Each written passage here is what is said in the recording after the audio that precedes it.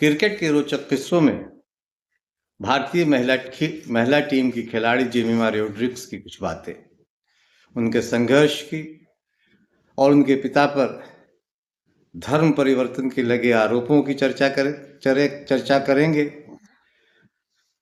Jemimah ने Australia के खिलाफ सेमीफाइनल में जिस बेहतरीन बल्लेबाजी की, शतक जमाया, उन्हें कई बार टीम से ड्रॉप किया गया, उन्होंने टीम में वापसी की और फिर ऑस्ट्रेलिया के इसी वर्ल्ड कप में यानी 2025 वर्ल्ड कप में जेमिमा को पहले मैच में के बाद ड्रॉप कर दिया गया था, लेकिन फिर उन्होंने वापसी की तो 76 नॉट आउट नाबाद रन बनाए और सेमीफाइनल में तो उन्होंने एक तरफ से खूंटा गाड़ के रखा और ऑस्ट्रेलिया के खिलाफ 300 से ज़्यादा रनों का स्कोर ऑस्ट्रेलिया ने स्कोर बोर्ड पर टांग दिया था। और जेमिमा ने अपने संघर्ष, अपनी क्षमता, अपने एफर्ट से भारतीय टीम को न सिर्फ जीत दिलाई बल्कि फाइनल में पहुंचा और फिर फाइनल में भारत ने एक इतिहास रचा, दक्षिण अफ्रीका को हराकर फाइनल में जगह बनाई।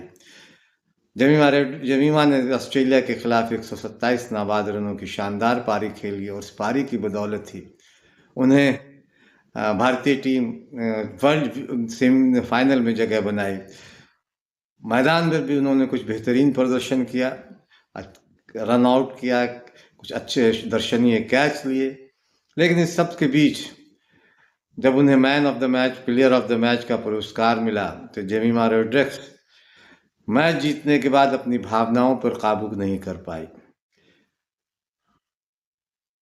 जेमिमा की उन भावनाओं का जिक्र करेंगे, लेकिन उससे पहले एक गुजारिश, एक निवेदन है कि अगर अभी तक आपने बादब बामलाजा को सब्सक्राइब नहीं किया तो इसे सब्सक्राइब करें, लाइक करें और ज़्यादा से ज़्यादा शेयर करें ताकि क्रिकेट के किस्से, जानकारियों और रिकॉर्ड्स आप तक ज़्यादा से ज़्यादा पहुँचे। बेल आइकन दबाना ना भूलें, इससे हमारे किसी भी नए वीडियो की जानकारी आप तक फ़ौरन पहुँचेगी। और अगर मेरा ये वीडियो आप फेसबुक पर देख रहे हो तो फेसबुक पेज को लाइक करें और शेयर करें।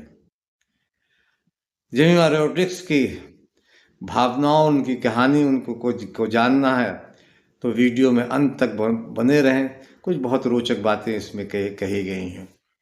आदाब, नमस्कार, मैं फजल इमाम मलिक। ऑस्ट्रेलिया के खिलाफ सेमीफाइनल में जेमिमा रोड्रिग्स ने शानदार बल्लेबाजी की। वो शानदार बल्लेबाज हैं, हालांकि उन्हें संघर्ष भी करना पड़ा, टीम में जगह बनाने के लिए संघर्ष करना पड़ा। आमतौर पे वो नंबर 3 पे बल्लेबाजी नहीं करती, लेकिन ऑस्ट्रेलिया के खिलाफ उन्हें नंबर 3 पे भेजा गया और उन्होंने कप्तान और अपने कोच के उम्मीदों पर खरी उतरी।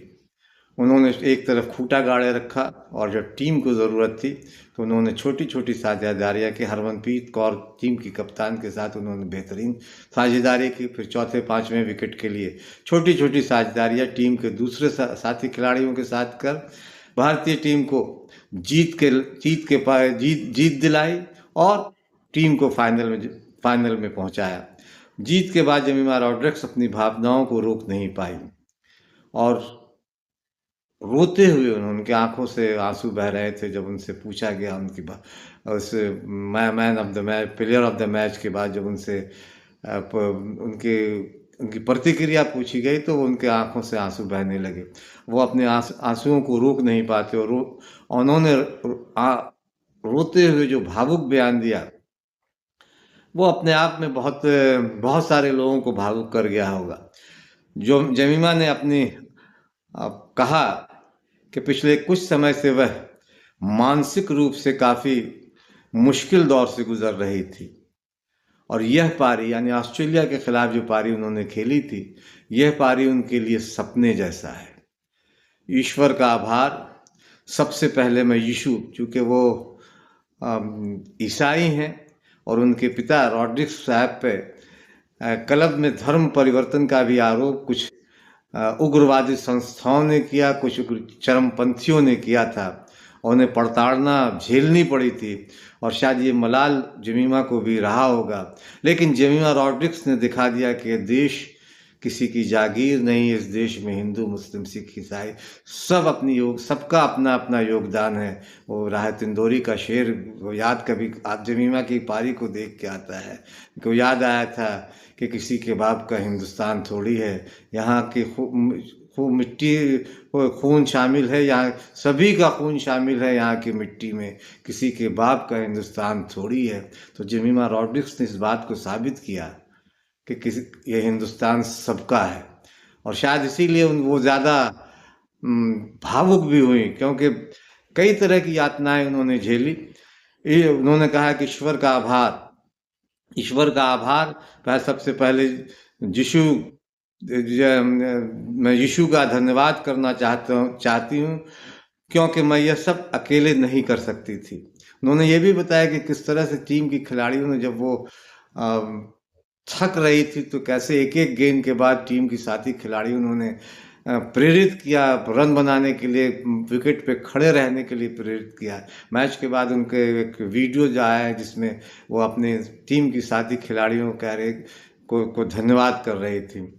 मुझे पता है कि आज उन्होंने ही मुझे, यानी ईश्वर का धन्यवाद कर रही थी कि आज उन्होंने ही संभाला और यहाँ तक लेकर आए।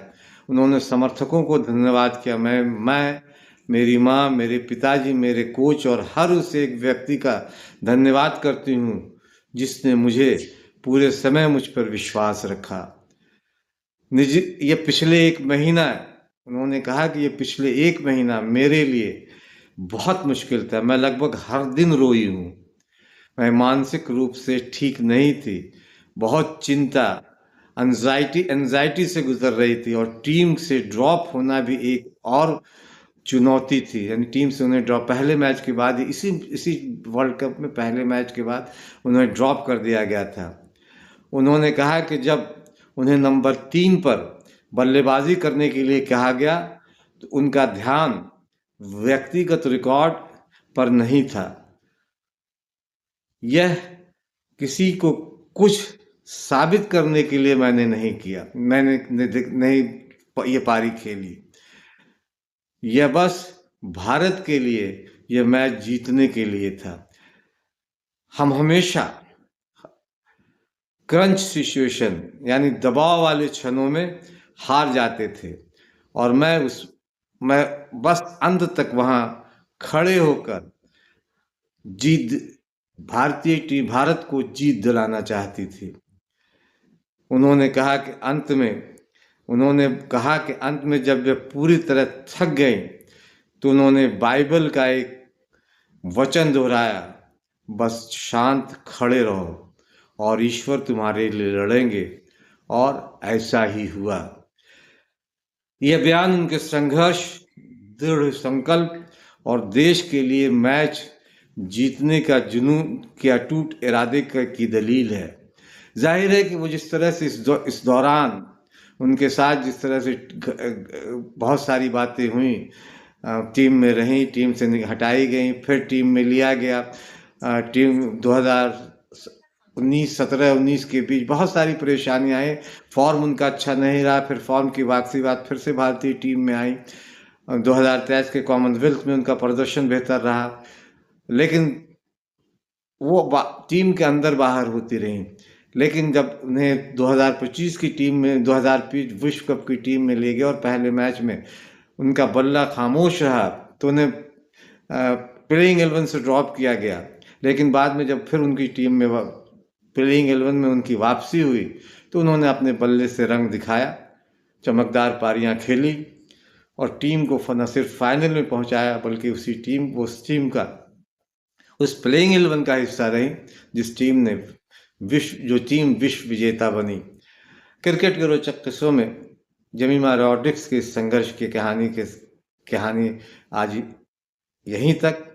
अगले वीडियो में हम फिर मिलेंगे किसी नए जानकारी, नए किस्से, नए रिकॉर्ड के साथ। So I just gotta sing. Yeah. Listen, bro. Okay, ready? Okay.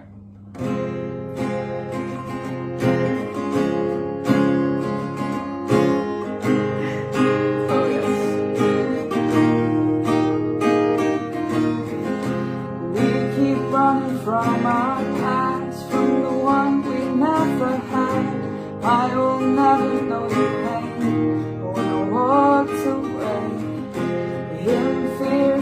to unfold our stories are told.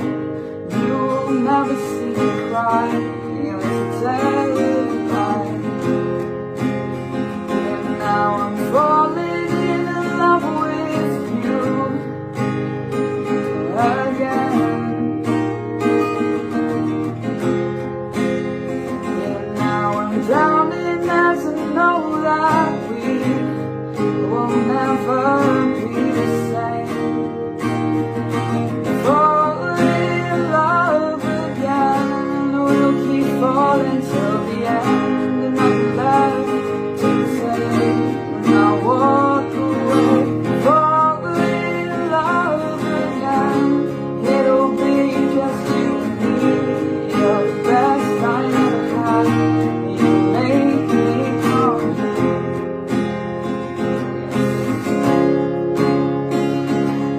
Laura will write for you guys.